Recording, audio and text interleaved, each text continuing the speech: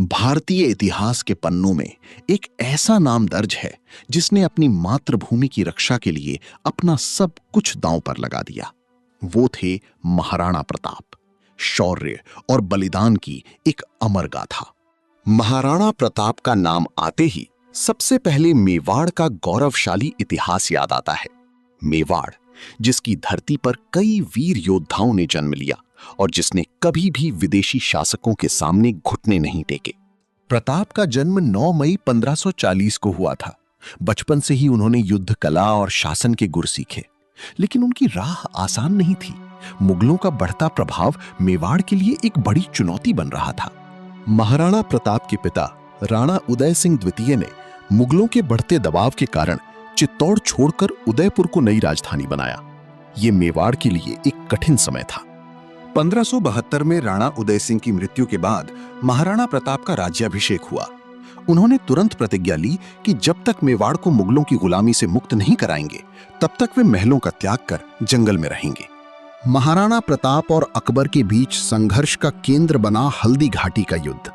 अकबर चाहता था कि प्रताप उसकी अधीनता स्वीकार करें, लेकिन प्रताप को यह मंजूर नहीं था। यही संघर्ष का मुख्य कारण बना। मुगल सेना मान सिंह के नेतृत्व में एक विशाल सेना थी, जबकि प्रताप की सेना छोटी लेकिन अत्यधिक प्रेरित थी। प्रताप ने गुरिल्ला युद्ध की रणनीति पर भरोसा किया, जो मेवाड़ के पहाड़ी इलाकों के लिए एकदम सही थी। 18 जून 1576 को हल्दी घाटी के मैदान में इतिहास का एक सबसे भयंकर युद्ध लड़ा गया। ये युद्ध सिर्फ दो सेनाओं के बीच नहीं, बल्कि स्वतंत्रता और अधीनता की विचारधारा के बीच था।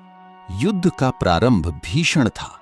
महाराणा प्रताप ने अपनी छोटी सेना के साथ मुगलों पर ऐसा हमला किया कि मुगल सेना तितर-बितर हो गई। प्रताप ने बहादुरी की पराकाष्ठा दिखाई। इसी युद्ध में महाराणा प्रताप के वफादार घोड़े चेतक ने उन्हें सुरक्षित निकालने के लिए अपनी जान दांव पर लगा दी। चेतक का बलिदान भारतीय इतिहास में वीरता और वफादारी का प्रतीक बन गया। हल्दी घाटी के बाद महाराणा प्रताप ने अपनी रणनीति बदल दी। उन्होंने मुगलों के खिलाफ खुले मैदान की लड़ाई की बजाय छापामार युद्ध, गुरिल्ला वॉरफेयर को चुना। इस रणनीति के तहत प्रताप की सेना मुगलों को अचानक घेर लेती और फिर पहाड़ों में गायब हो जाती। इस तकनीक से मुगल सेना को भारी नुकसान हुआ और वे थकने लगे। अपनी प्रतिज्ञा के कारण महाराणा प्रताप को जंगलों और पहाड़ों में कठिन जीवन व्यतीत करना पड़ा। उन्होंने घास की रोटियां खाईं, लेकिन कभी मुगलों के सामने सिर नहीं झुकाया।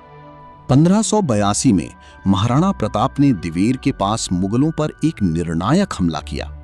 इस युद्ध में प्रताप ने मुगलों को बुरी तरह हराया, जिसे मेवाड़ का मैराथन भी कहा जाता है। दिवेर के युद्ध ने मुगलों के प्रभाव को काफी कम कर दिया और महाराणा प्रताप को मेवाड़ के बड़े हिस्से पर फिर से नियंत्रण स्थापित करने में मदद मिली। ये प्रताप की स्वतंत्रता की लड़ाई में एक मील का पत्थर था।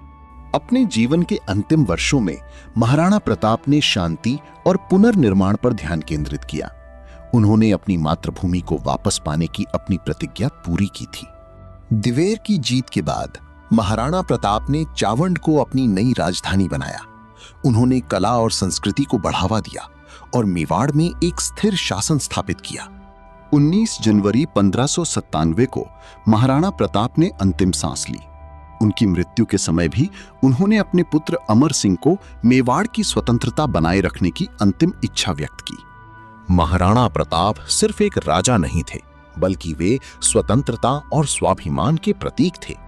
उनकी कहानी हमें सिखाती है कि चाहे कितनी भी चुनौतियां हों, हमें अपनी मातृभूमि और मूल्यों की रक्षा के लिए हमेशा खड़े रहना चाहिए। जय हिंद।